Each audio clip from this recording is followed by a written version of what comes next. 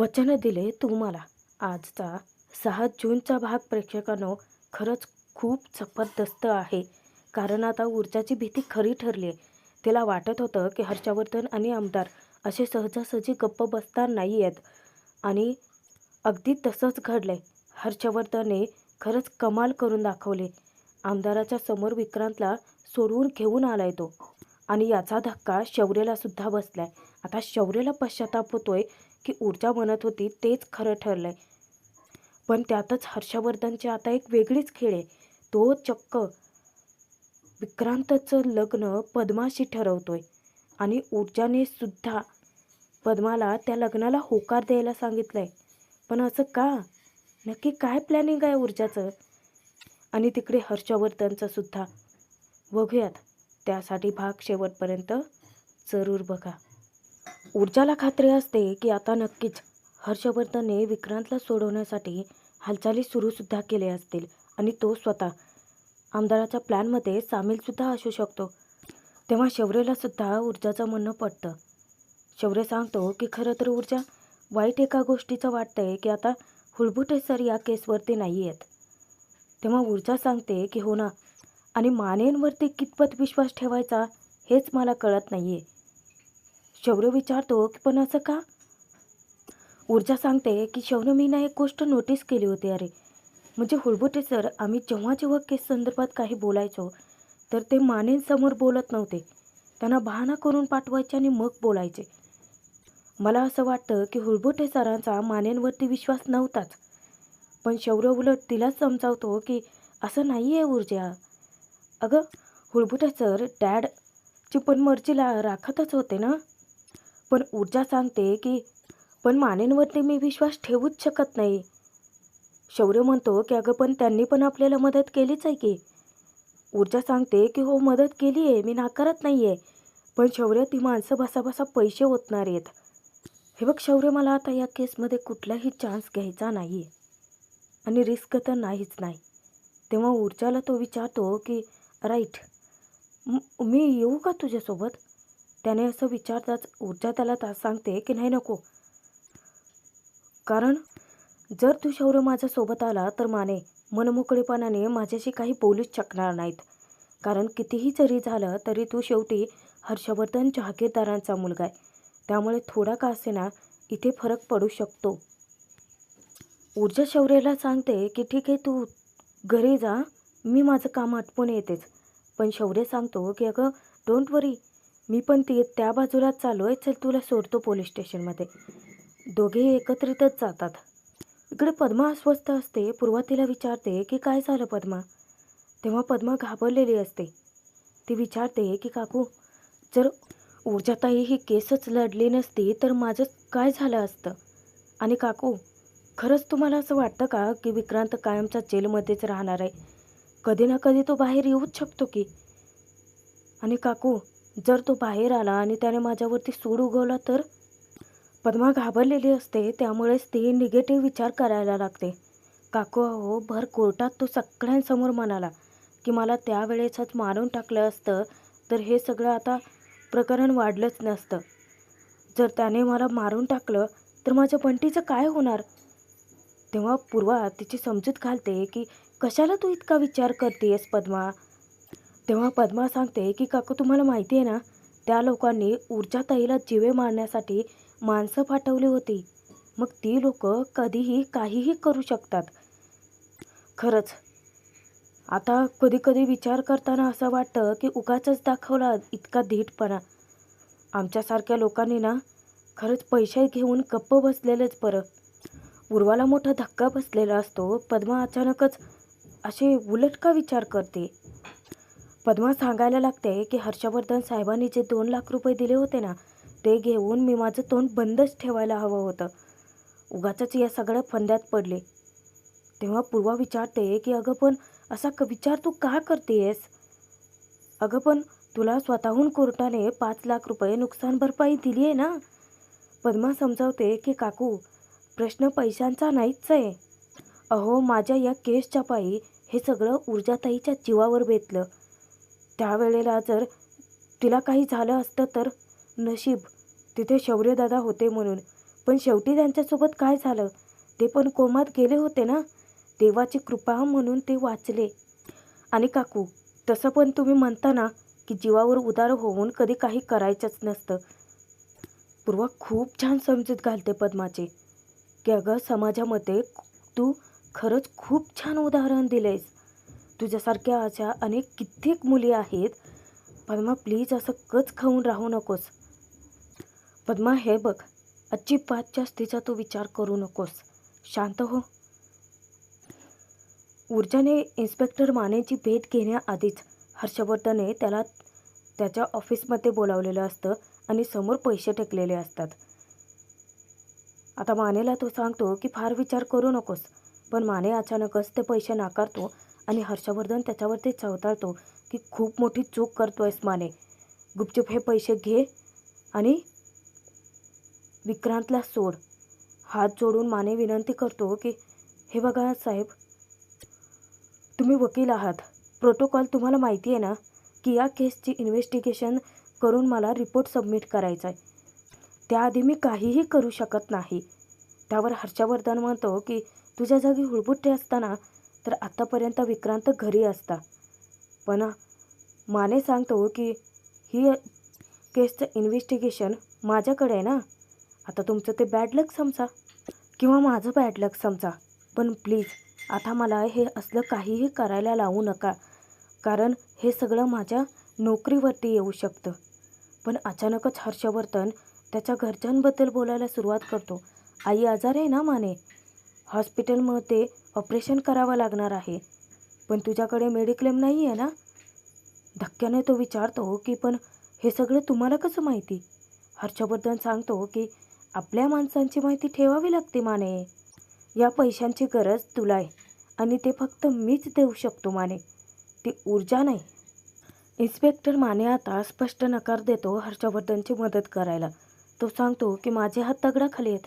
पण हर्षवर्धनला वाटत असतं की तो अप्पलपोटी माणूस आहे. नक्कीच ते पैसे घेण्यासाठी तो हर्षवर्धनच्या पुढे झुकेलच. पण माने आता जाण्यापूर्वी एक सल्ला देतो हर्षवर्धनला की एक सांगू का साहेब, तुम्ही ना या विक्रांतच्या केसमध्ये अजिबात लक्ष घालूच नका. काय आहे, त्यामुळे तुमची प्रतिमा खराब होऊ शकते. कारण तो विक्रांत शिर्के चांगला मुलगा नाही आहे. आजपर्यंत तुम्ही लढलेल्या कुठल्याच केसची चर्चा सोशल मीडियावरती नव्हती ना, पण या केसची चर्चा सोशल मीडियावरती आहे. या केस संदर्भात सगळी माहिती लोकांना आहे. या केसमध्ये कोण कोण इन्व्हॉल्व आहे, या केसला कुणाकुणाची नावं जोडले गेलेत, सगळं. आणि तुम्ही जर अशा सिच्युएशनमध्ये त्या विक्रांत शिर्केसारख्या मुलाला वाचवायला गेलात ना, तर डाग तुमच्यावरतीही लागू शकतो. लोक तुमच्याबद्दलही विचार करायला लागतील की तुम्ही एका गुन्हेगाराला वाचवताय. पण हर्षवर्धन आता मानेवरती भडकतो की मी माझी वकिली कशी करायची ते आता तू मला शिकवणार आहेस का माने? गुपचूप हे पैसे घे आणि शांत बस ना. उलट मी तर तुझं काम कमी करतोय. तुला फक्त निवांत आराम करायचा हे पैसे घेऊन. तरीही समोरून मानेचा नकार काय येतो. हर्षवर्धन त्याला पुन्हा ओरडतो की अरे इन्व्हेस्टिगेशन रिपोर्टसुद्धा मी स्वतः बनवून देईन, तुला फक्त सही करायची आहे माने. पण आता जी अक्कल हर्षवर्धनला नाही आहे ती निदान मानेला तरी आले म्हणावं लागेल. कारण आता तो स्वतः हात जोडून रिक्वेस्ट करतो की विक्रांत स्वतः कोर्टामध्ये त्याने कबूल केलं आहे की त्याने त्या मुलीचा गळा दाबून तिला मारण्याचा प्रयत्न केला होता. अशा सिच्युएशनमध्ये जर मी त्याला वाचवण्यासाठी रिपोर्ट बनवले ना, तर लोक तोंडात चेन घालतील. आणि घरी माझी बायका पोरच साहेब, त्यांना कुठलं तोंड दाखवू जाऊन? समोरून माने आता नकार देतोय म्हटल्यानंतर हर्षवर्धन म्हणतो की ठीक आहे, काही हरकत नाही आहे. पण अचानक तो थोडेसे पैसे जबरदस्ती त्या मानेच्या हातात टेकायला लागतो. माने तरीही नकार देत असतो. हर्षवर्धन सांगतो की हे बघ, ही लाच नाही आहे, मदत म्हणून घे. आणि मी इतका पण नीच नाही आहे. तुझ्या आईचं ऑपरेशन चांगल्या हॉस्पिटलमध्ये कर. तू आमच्या माणसापैकी एक आहेस रे, मग तुझी तर मदत करायलाच पाहिजे. माने त्याचे आभार मानतो आणि तेथून निघून जातो. आदित्य धक्क्याने विचारतो की पण डॅड, तो तुमचं काम करायला तयार नाही आहे, तरीसुद्धा तुम्ही त्याच्यावरती इतका खर्च का केलात? त्यावर हर्षवर्धनची खेळीच आदित्याला समजलेली नसते. पण हर्षवर्धन सांगतो की खर्च नाही, गुंतवणूक. एक्सपेन्सिव्ह आणि इन्व्हेस्टमेंट यातला फरक समजून घे आदित्य. पण आदित्य विचारतो की तो तर तुमची मदत करणारच नाही आहे ना. मग तरी पण हर्षवर्धन सांगतो की हो, पण आता आपण जे काही करू त्याच्यामध्येही तो येणार नाही. कसं आहे ना आदित्य, समोरचा माणूस सौदा करायला तयार नसेल ना, तर त्याला आपल्या उपकाराच्या ओझ्याखाली दाबून टाकायचं. आदित्य विचारतो की पण तुम्ही पुढे काय करणार आहात? हर्षवर्धनच्या डोक्यात एक प्लॅन शिजलेला असतो. इकडे ऊर्जा खूपच गोंधळून गेलेली असते. शौर्य तिला विचारतो की नक्की काय झाले ते सांग ना ऊर्जा. ऊर्जा सांगते की मी जेव्हा इन्स्पेक्टर मानेंची भेट घेतली ना शौर्य, त्यावेळेला त्यांना मी खोदून खोदून विचारलं की विक्रांतला सोडवण्यासाठी काही प्रयत्न झाले नाहीत का? तेव्हा त्यांनी सांगितलं की झालेच नाहीत. पण शौर्य म्हणतो की अगं मग चांगलं आहे ना. पण ऊर्जा सांगते की नाही ना शौर्य, इथेच तर काहीतरी चुकते चुकते असं काहीतरी मेजर चुकते. ऊर्जा शौर्याला सांगते की हे सगळे इतकं सरळसूटपणे नाही होऊ शकत शौर्य. आता विचार कर की विक्रांत शिर्केला आमदार जेलमध्ये राहू देतील का? किंवा हर्षवर्धन जहागीरदार खरंच त्याला जेलमध्ये राहू देतील? नक्कीच काहीतरी गडबड आहे. ऊर्जाला तिचं अंतर्मन सतत सांगत असतं की काहीतरी चुकतंय. तिकडे दिव्यासुद्धा अजून शॉकमध्ये असते. अर्पिताने सांगितलेलं असतं ना की हर्षवर्धन असं काहीतरी करणार आहे की ऊर्जाला हे घर सोडून जावं लागेल. ती जास्ती दिवस जहागीरदारांच्या घरात राहणारच नाही आहे. आणि दिव्या त्या विचारात हरवलेली असतानाच आदित्य तिला त्याची ट्रॅक पॅन्ट मागत असतो. आता तो 2-3 वेळा विचारतो, पण दिव्या ना त्याच्याकडे जराही लक्ष नसतं. तो येऊन आता तिला भानावरती आणतो आणि विचारतो की दिव्या, कसल्या विचारात हरवलीस इतकी? मी विचारतोय ना की माझी ट्रॅक पॅन्ट कुठं आहे? दिव्या म्हणते की ती मी प्रेससाठी पाठवले, पण ते सोड आदित्य. तुला माहीत नाही आहे आपल्या घरात काय चाललंय ते. आदित्य सांगतो की दिव्या, मी याच घरात राहतो आणि या घरात नक्की काय काय चाललंय ते मला चांगलंच माहिती. दिव्या त्याला सांगते की खरंच आपल्या घरात नक्की काय चाललंय ना ते तुला माहीत नाही आहे. आदित्य विचारतो की आता नक्की दिव्या आदित्यला सांगते की गॉसिप नाही, इन्फॉर्मेशन. पण नेमकी ती अर्धवट आहे. जर सासूबाईमध्ये आल्या नसत्या ना तर मला सगळं कळलंच असतं. एक एक मिनिट, मी पटकन अर्पिताला फोन करून विचारू का? आदित्य विचारतो की पण तू अर्पिताला का कॉल करतेस? काय संबंध तिचा? दिव्या तिथे सांगायला लागते की शौर्य आणि ऊर्जाबद्दल. खरं तर ना मला वाटत होतं की शौर्य ऊर्जाचं लग्न झालंय आणि तरी पण बाबा इतके शांत कसे आहेत?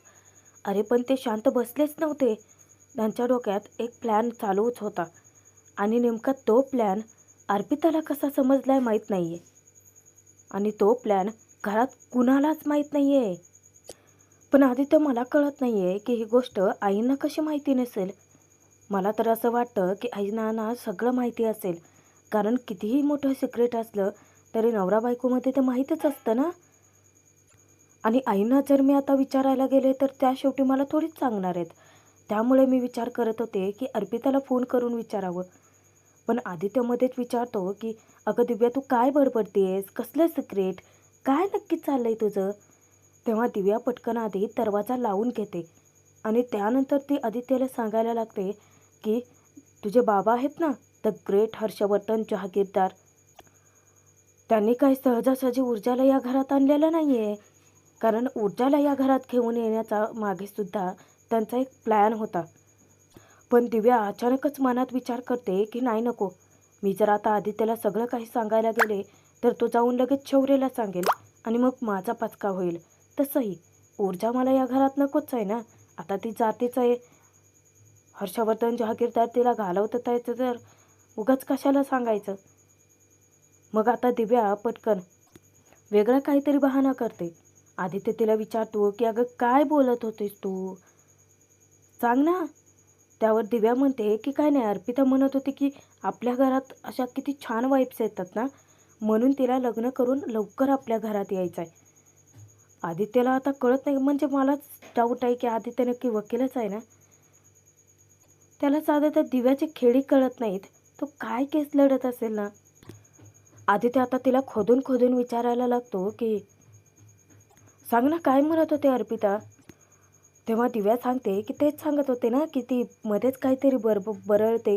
किती वाईट अवस्था झाली आहे ना तिची. आदित्य विचारतो की पण यामध्ये डॅडचा काय प्लॅन आहे आणि इन्फॉर्मेशन काय आहे? दिव्या सांगते की प्लॅन? कसला प्लॅन? इन्फॉर्मेशन हीच आहे की ती वेडावली, पण प्लॅनबद्दल आणि ती टाळण्याचा प्रयत्न करते. पण आदित्य बरोबर तिला घोळात घेतो. काय आहे ना दिव्या, तू केलं नसलंस ना तरी कधी काळी मी तुझ्यावरती खरं प्रेम केलं होतं. तू कधी खरं बोलतेस, कधी खोटं बोलतेस, कधी काय लपवतेस, हे तुझ्यापेक्षा जास्त ना मला चांगलं माहिती असतं. आणि ते तुझ्या चेहऱ्यावरती स्पष्ट दिसतं अगं. आणि तुझं दुर्दैव इतकं आहे ना की तुझा नवरा एक वकील आहे आणि तो हुशार वकील आहे. आता तू माझ्यापासून जे काही लपवतेस ना दिव्या, ते मला नक्की कळेलच. उशिरा कळेल पण कळेलच. आणि आदित्य तेथून निघून जातो. इकडे शौर्यला अजूनही विश्वास बसत नसतो. उलट तो ऊर्जाला समजावायला लागतो की पण डॅड विक्रांतला सोडवण्याचा प्रयत्न का करतील? मुळात डॅडला तीर्थासोबत त्याचं लग्न लावून द्यायचंच नाही आहे. तेव्हा ऊर्जा त्याचे डोळे उघडवण्याचा प्रयत्न करते की हे बघ शौर्य, अरे विक्रांतची केस हाती घेण्यापूर्वीसुद्धा विक्रांत गुन्हेगार आहे. ते तीर्थाचं लग्न कधीच त्याच्यासोबत लावणार नाहीत हे त्यांना चांगलंच माहिती होतं. तरीसुद्धा त्यांनी ही केस सोडली का? नाही सोडली ना. पण शौर्य विचारतो की ठीक आहे, पण तुला असं का वाटतंय की डॅड विक्रांतला सोडवतीलच? ते असं का करतील मुळात? त्यावर आता ऊर्जा हर्षवर्धनची खेळी समजावते की कारण शौर्य त्यांच्यासाठी फक्त ही केस नाही आहे. ते केस लढत असताना विक्रांत कस्टडीत गेलाय. त्यांच्यासाठी मुळात हा प्रेस्टीज इश्यू आहे. नक्कीच काहीतरी शौर्य चुकतंय आपल्याकडून. काहीतरी त्यांचा प्लॅन आहे. ऊर्जा मनातून सतत तोच विचार करत असते. आणि प्रेक्षकांनो, भाग इथेच संपतोय. वचन दिले तू मला. पुढील भागात बघूयात. आणि प्रेक्षकांनो, ऊर्जाची भीतीसुद्धा खरी ठरली. कारण विक्रांत धावत जेव्हा हर्षवर्धनच्या ऑफिसमध्ये येतो तेव्हा आमदार आनंदाने त्याला घट्ट मिठी मारतो आणि तो विचारतो की पण हे सगळं तुम्हाला कसं जमलं? त्यावर हर्षवर्धन फुशारक्या मारत सांगतो की तुम्ही 100 फोन करून जी गोष्ट तुम्हाला जमली नाही ना, ती मी एका व्हिजिटने करून दाखवली. तिकडे शौर्यला मोठा धक्का बसलेला असतो की विक्रांतला बेल मिळाली. ऊर्जा सांगते की अरे गेले हर्षवर्धन जहागीरदार, 2 मिनिटात त्याला सोडून घेऊन गेले. पण प्रेक्षकांनो, आता विक्रांतला सोडून अचानकच आमदार आणि हर्षवर्धन तिथे पद्मासोबत विक्रांतच्या लग्नाचा घाट घालणार आहेत. यातही त्याची काहीतरी खेळ आहे. आणि स्वतः ऊर्जा पद्माला ते लग्न कर असं सांगते. पण यातही ऊर्जाचा काही प्लॅन आहे का? म्हणजे पुढचे भाग तितकेच धमाकेदार जबरदस्त राहणार आहेत. त्यामुळे सबस्क्राईब करून ठेवा.